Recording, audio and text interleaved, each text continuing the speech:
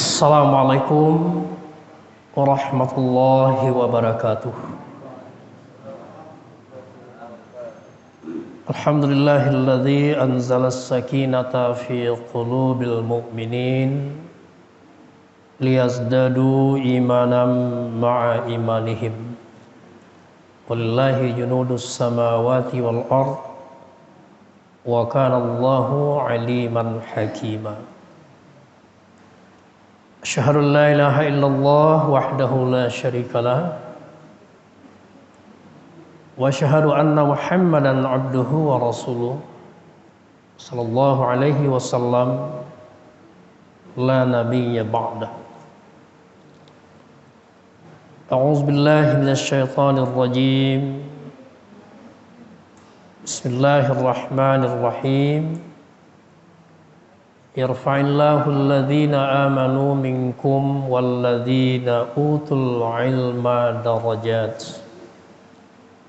Shadaqallahul azim. Bapak-bapak dan ibu-ibu serta saudara-saudari kaum muslimin dan muslimat, jemaah Masjid Baitul Ma'mur yang dirahmati Allah dan yang saya muliakan. Pertama sekali, marilah kita sama-sama memanjatkan puji dan syukur kehadirat Allah Subhanahu wa taala yang masih mencurahkan rahmat, nikmat dan hidayahnya kepada kita semua. Di antara nikmat Allah yang paling berharga dalam hidup kita ini adalah nikmat iman itu sendiri, tambah lagi dengan nikmat sehat. Iman itulah yang mendorong kita untuk datang melangkahkan kaki menuju rumah Allah ini dengan meninggalkan sedikit kesenangan istirahat di dalam rumah. Kita datang ke masjid dengan niat adalah untuk beribadah.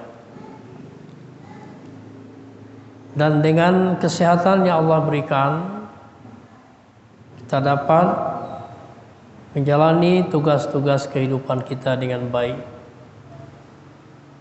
sesuai dengan apa yang kita rencanakan.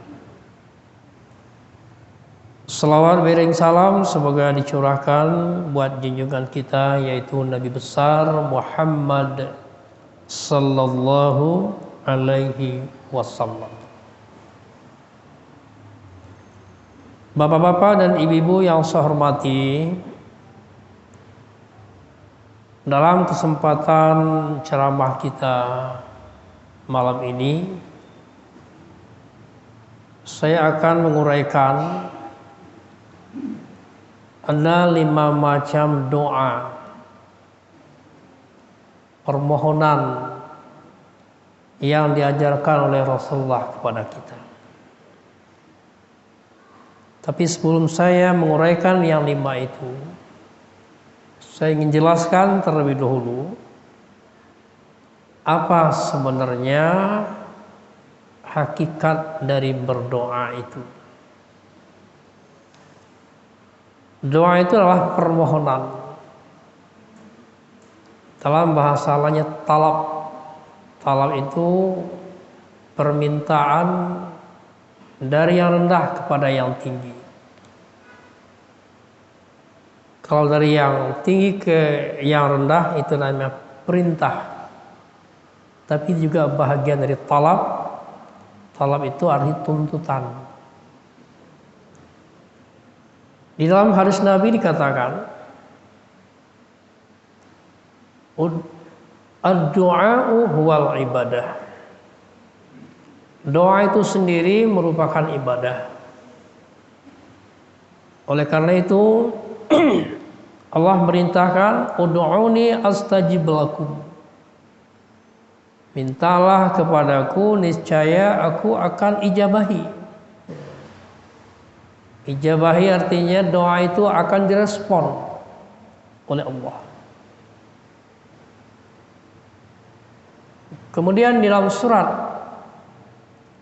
Al-Baqarah ayat 185. Wa iza sa'alaka ibadi anni fa inni qarib. Apabila hambaku bertanya, sa'ala itu dua artinya. Satu bertanya, sa'ala juga berarti meminta. Apabila hambaku bertanya atau meminta kepadaku, fa inni qarib, aku ini dekat. Ujibu da'watad da'i idza da'ani. Aku akan respon doa-doa hamba apabila hamba minta kepadaku. Begitu terbukanya Allah untuk dimohon. Falyastajibu li wal yu'minu bi. Tapi isi juga dulu permintaan Allah kepada kita sebagai hamba. Apa yang diminta oleh Allah kepada kita tidak lebih dari dua kalau dalam ayat itu. Falyastajibu li wal yu'minu bi.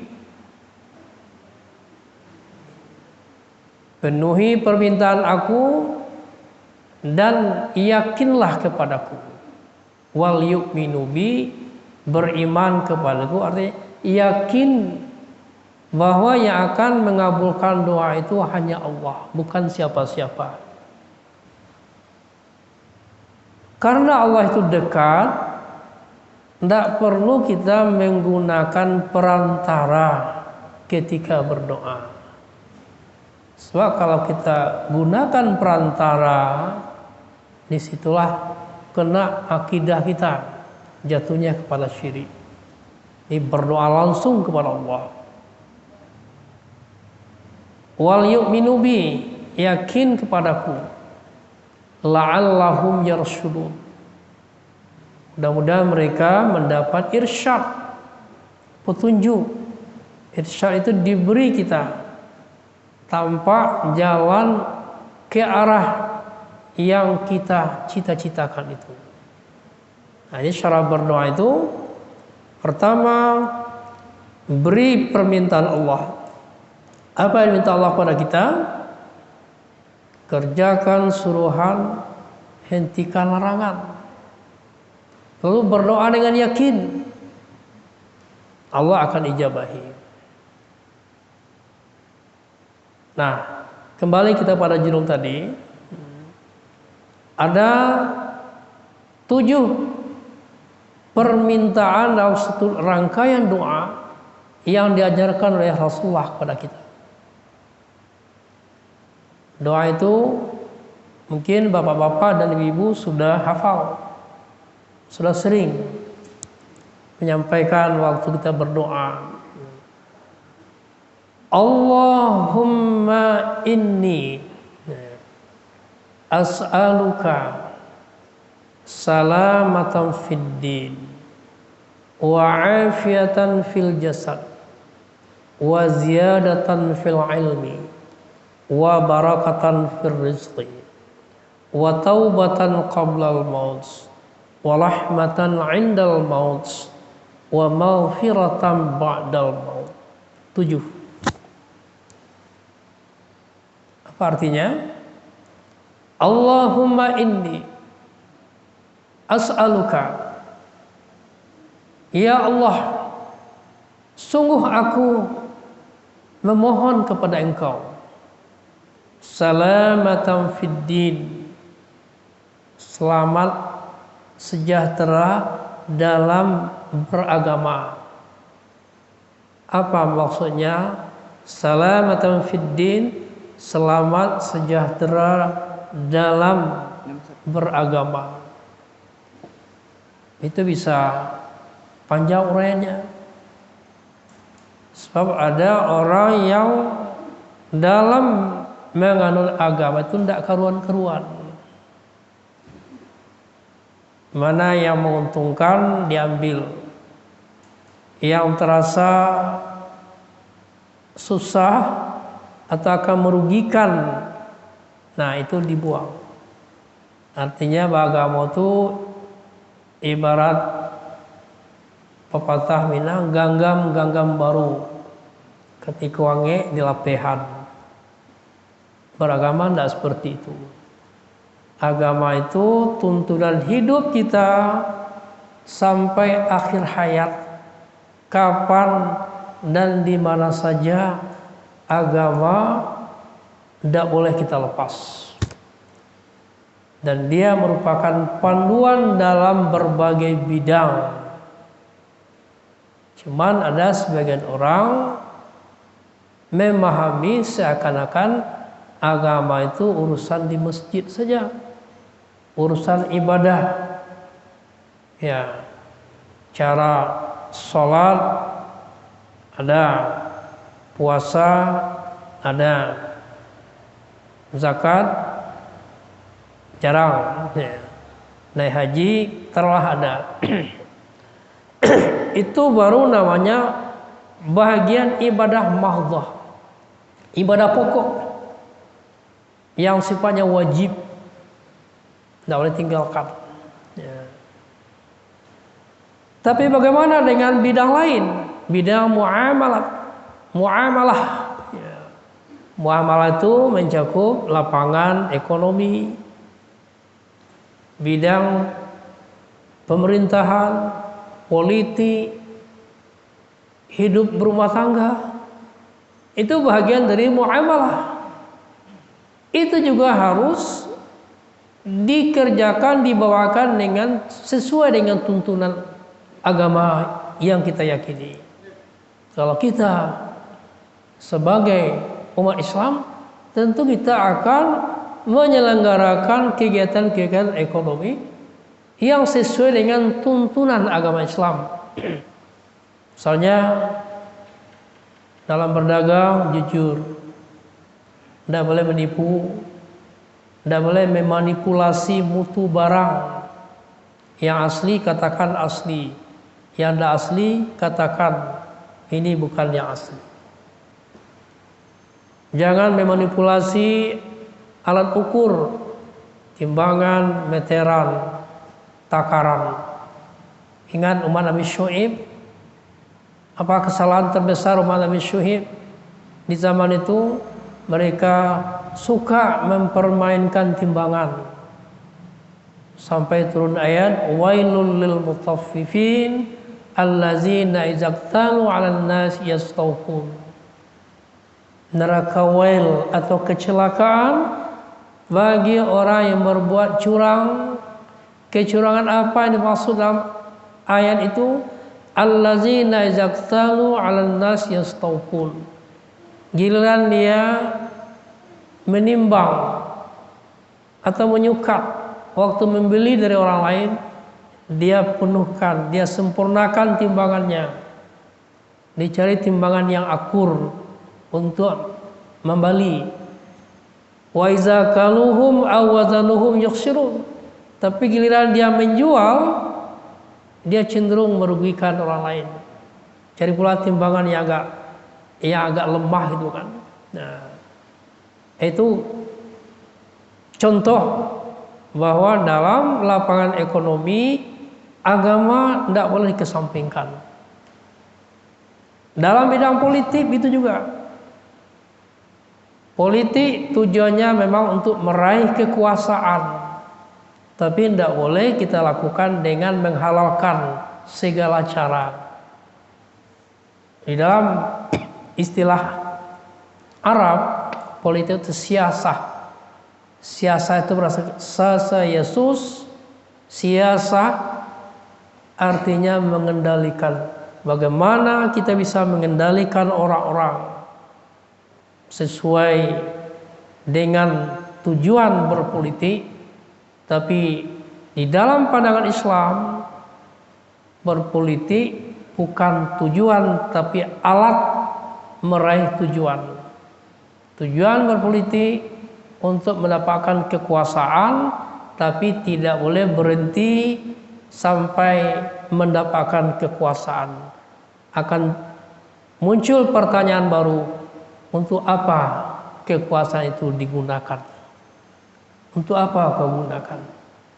Apakah untuk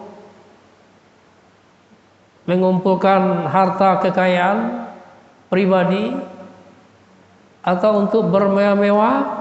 Tidak seperti itu dalam pandangan Islam. Tapi guna kekuasaan itu untuk memberikan kesejahteraan orang banyak, kemaslahatan. Nah, itu dalam politik Islam. Karena itu, kalau ada kecurangan-kecurangan dalam pemilihan, dalam pemilu, dalam pilkada, itu orang yang mengenyampingkan agama di dalam kegiatan politik.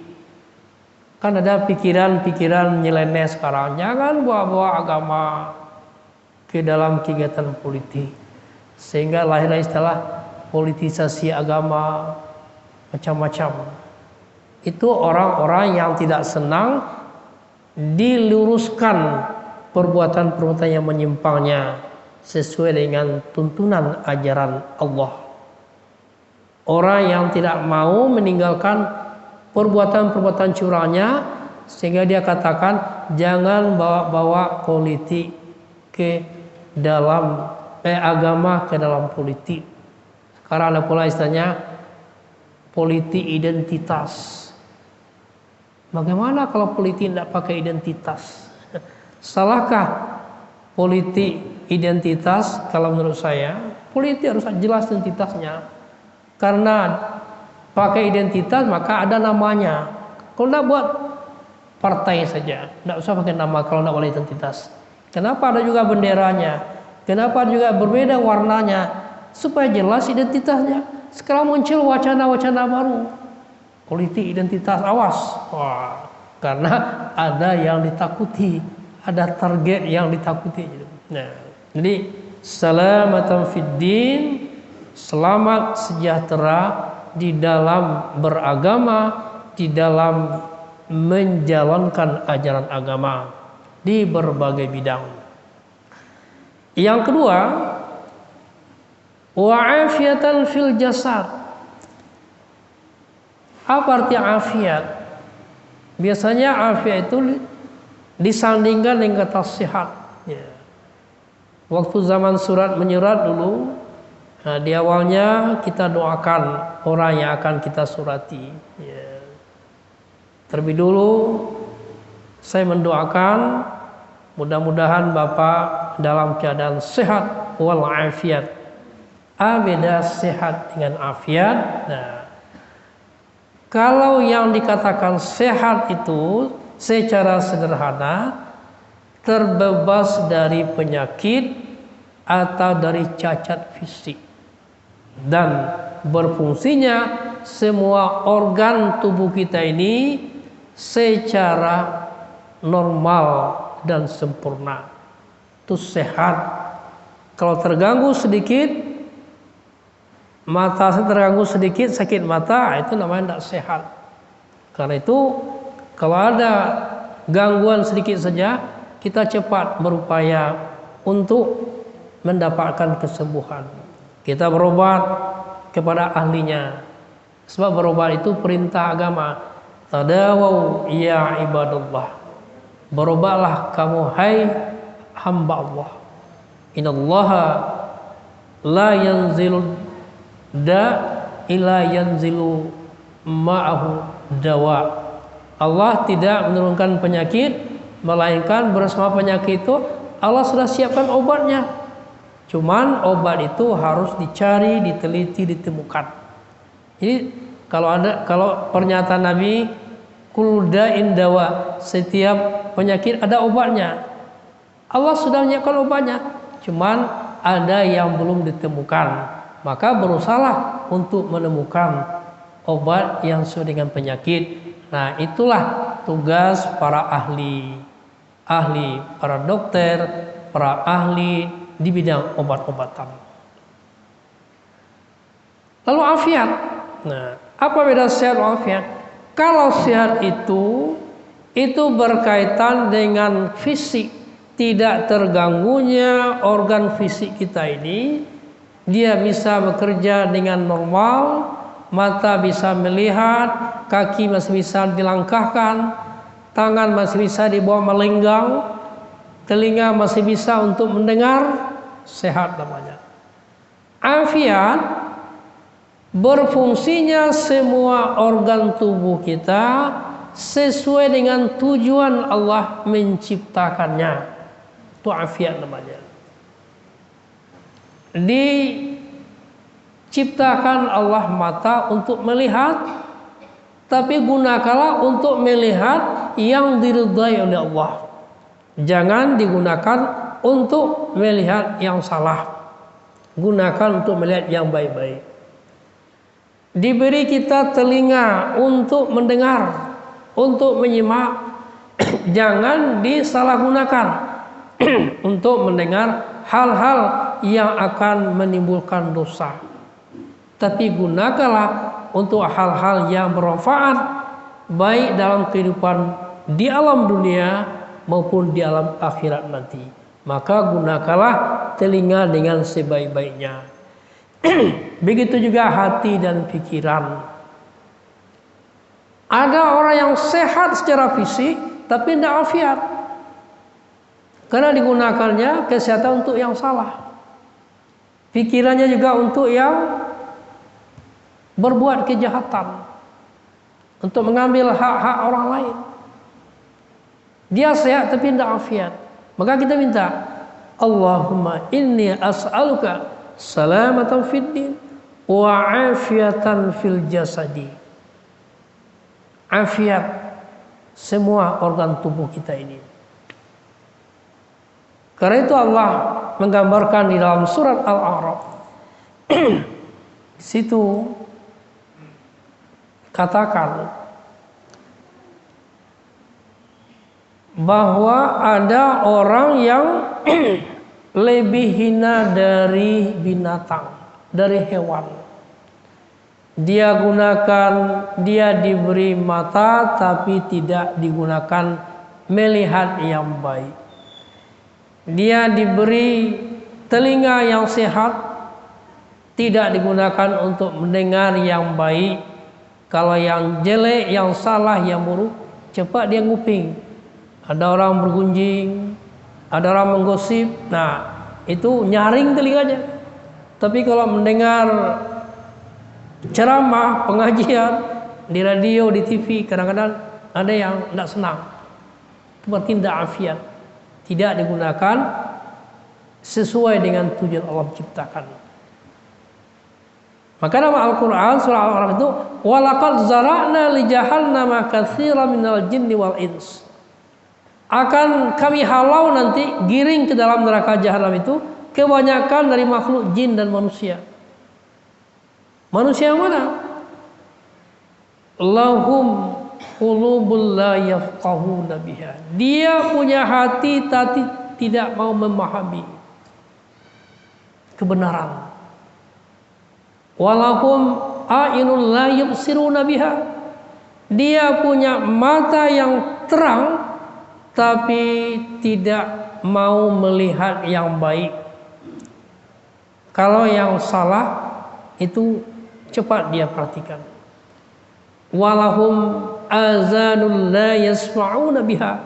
Dia diberi telinga yang sehat tapi tidak digunakan untuk mendengar yang baik-baik. Tidak digunakan mendengar ayat-ayat Allah, nasihat-nasihat para nabi dan rasul. Kalau untuk yang buruk, dia senang nguping. Kalau sudah seperti itu, ulaika kal an'am. Mereka itu taubahnya seperti al-an'am. Tabibu al-an'am itu nama surat Al-Quran. Tapi arti an'am itu binatang ternak. Maka kiampe itu. Nah, disambungkan awak dengan itu. Kalau tidak digunakan telinga, penglihatan, pikiran kepada yang baik. Balhum adall, bakal lebih jelek dari itu. Kalau binatang tidak ada kata salah. Merampas hak kawannya tidak ada kata salah, karena tidak punya akal. Menyembah rumput tetangganya tidak salah, karena dia tidak punya akal. Maka dikatakan balhum adall, lebih sesat daripada hewan-hewan ternak itu. Nah itu makanya minta kita yang kedua itu diajarkan oleh Nabi, wa'afiatan fil jasad. Mudah-mudahan semua organ tubuh yang engkau anugerahkan itu dapat aku pergunakan untuk yang baik-baik saja. Kaki masih bisa melangkah, langkahkanlah pergi ke masjid. Telinga masih nyaring, gunakanlah untuk mendengar ayat-ayat Allah dan nasihat-nasihat yang disampaikan oleh para ulama, para kiai, para ustaz. Mata begitu juga, tontonlah yang baik-baik saja. Yang ketiga, wa ziyadatan fil ilmi. Ya Allah, mohon selalu tambah ilmuku. Karena mencari ilmu itu tidak ada batas waktunya. Batas waktunya setelah kita sampai ajal. Utlubul ilma minal mahdi ilal lahad. Carilah ilmu itu mulai dari ayunan sampai liang lahat.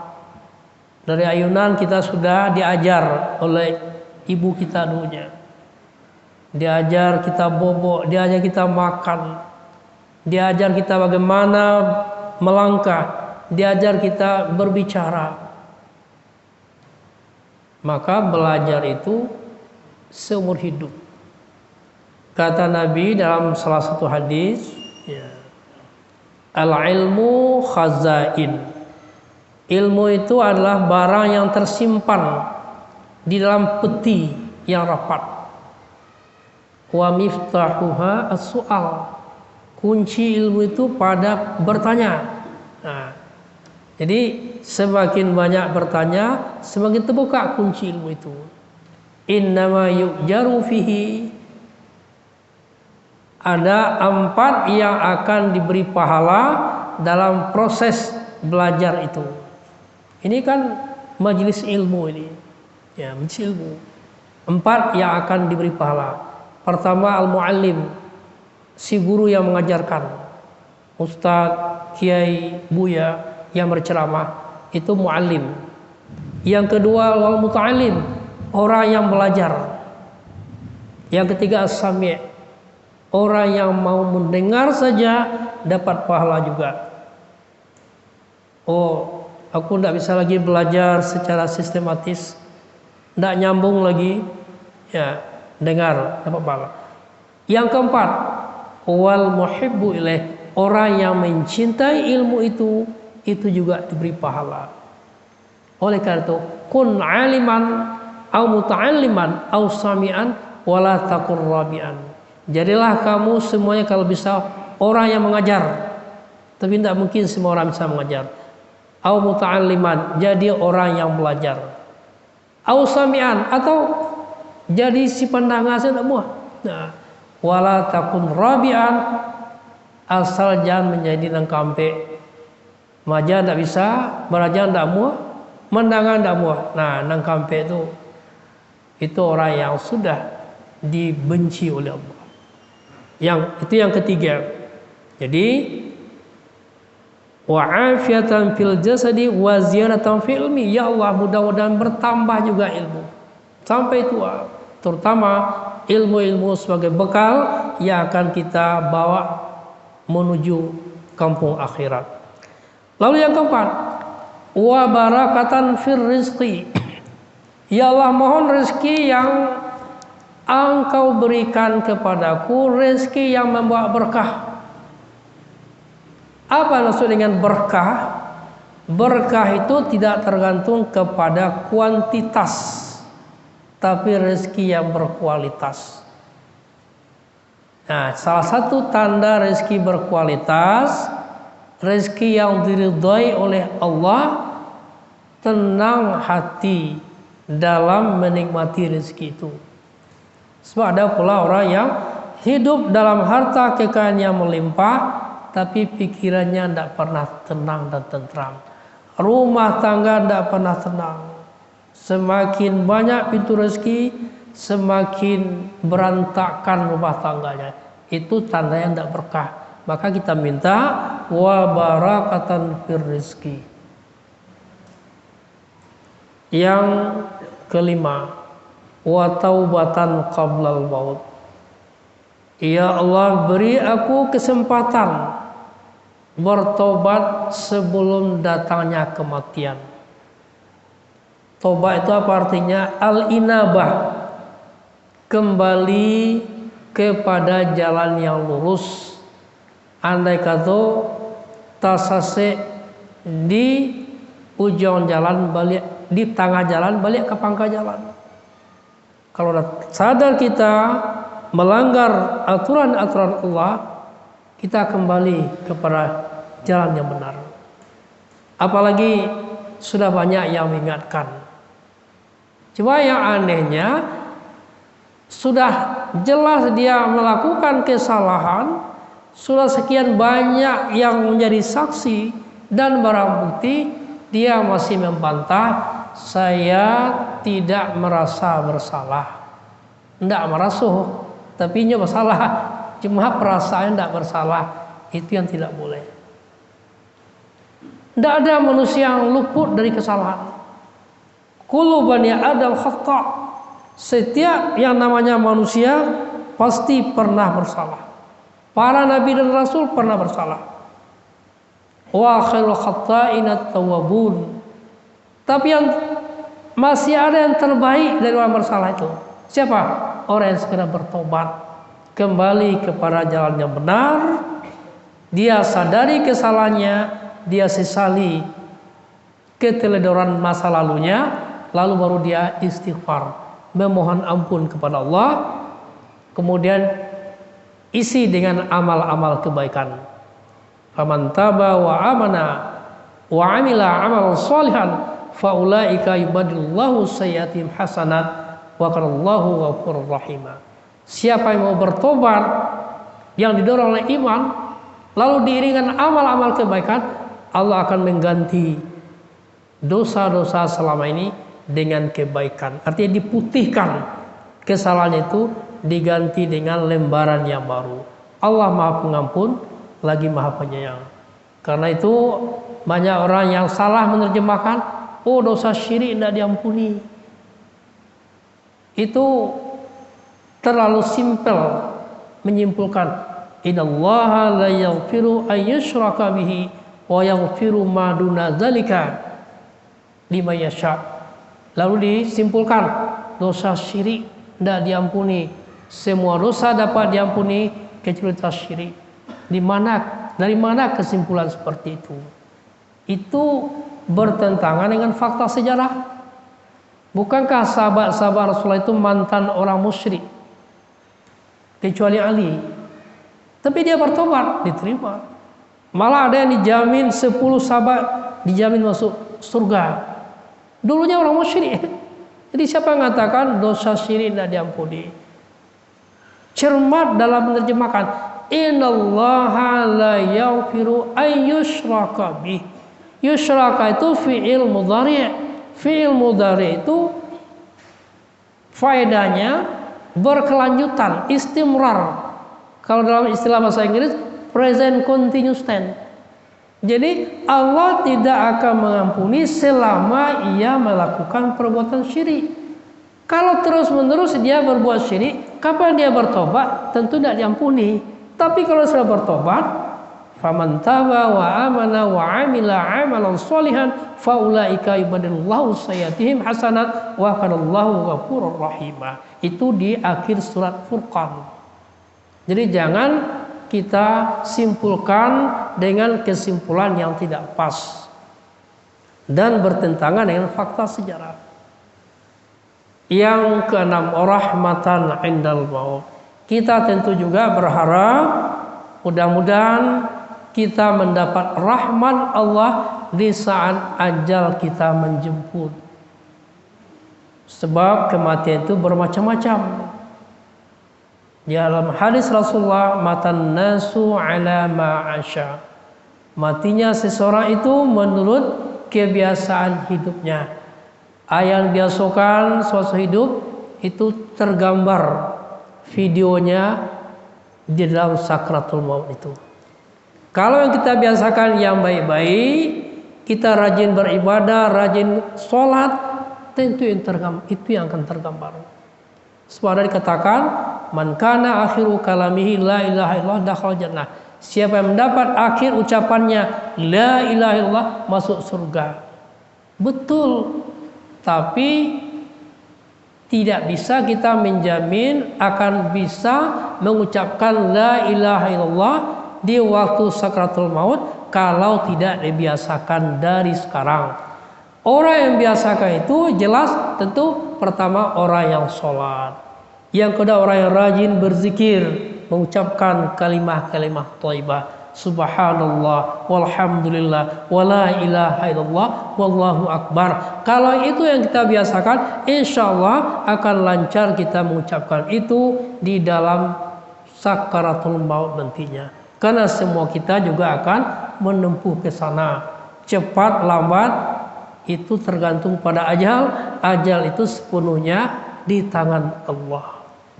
Kemudian yang kedelapan, wa maghfiratan ba'dal maut. Setelah kematian, mudah-mudahan ampunan Allah selalu menyertai kita di alam kubur sampai ke alam baka nantinya. Demikian ceramah kita malam ini. Waktu yang tersisa menjelang azan kita gunakan untuk tanya jawab. Kalau ada yang mau bertanya, silakan. Baik dari bapak-bapak maupun ibu-ibu. Silakan Pak. Ya.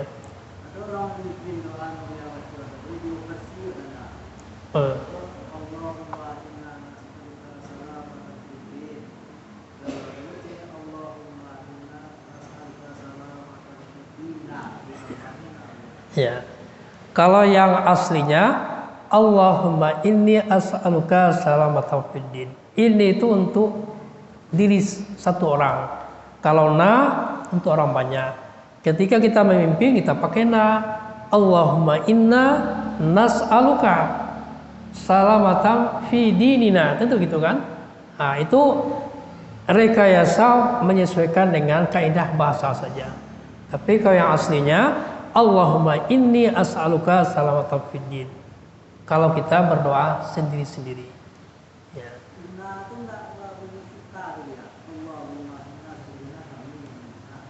Iya. Jadi itu oleh orang yang seperti itu dia menyesuaikan dengan kaidah bahasa. Karena kita tentu tambah pula dengan agama kita gitu kan. Nah, kalau tadi fiddin saja. Ya, untuk tunggal. Ya. Kalau itu untuk jamak. Jadi itu menyesuaikan dengan kaidah bahasa saja. Bahkan ada sebagian mengatakan tidak perlu diubah kaidahnya. Ya. Ada lagi pertanyaan, Bapak dan Ibu? Silakan Pak.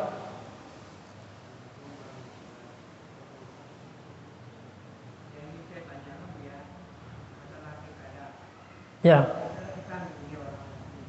Ya.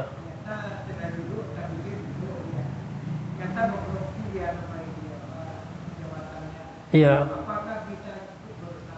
Tidak. Soal perbuatan dia tanggung jawab dia pribadi. Kita memilih itu tidak ada hubungan signifikan dengan perbuatan dia. Wala taziru waziratun wizra ukhra. Seseorang tidak akan memikul beban dosa orang lain. Nah, kalau memilih itu hak kita.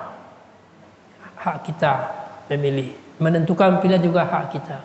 Ya, kalau dia melakukan korupsi, tidak ada kaitan dengan kita.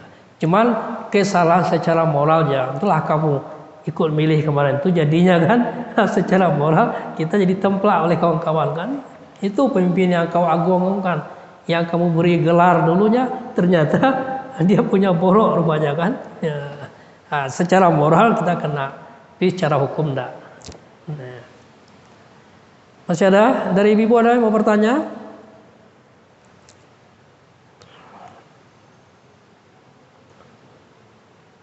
Baik, kalau sudah tidak ada yang bertanya, berarti sudah paham semua yang saya sampaikan dari awal tadi. Mudah-mudahan akan dapat menambah ilmu kita dan pada akhirnya juga akan meningkatkan keimanan dan ketaatan kita untuk melaksanakan perintah-perintah Allah. Mohon maaf, billahi taufik wal hidayah. Wassalamualaikum warahmatullahi wabarakatuh.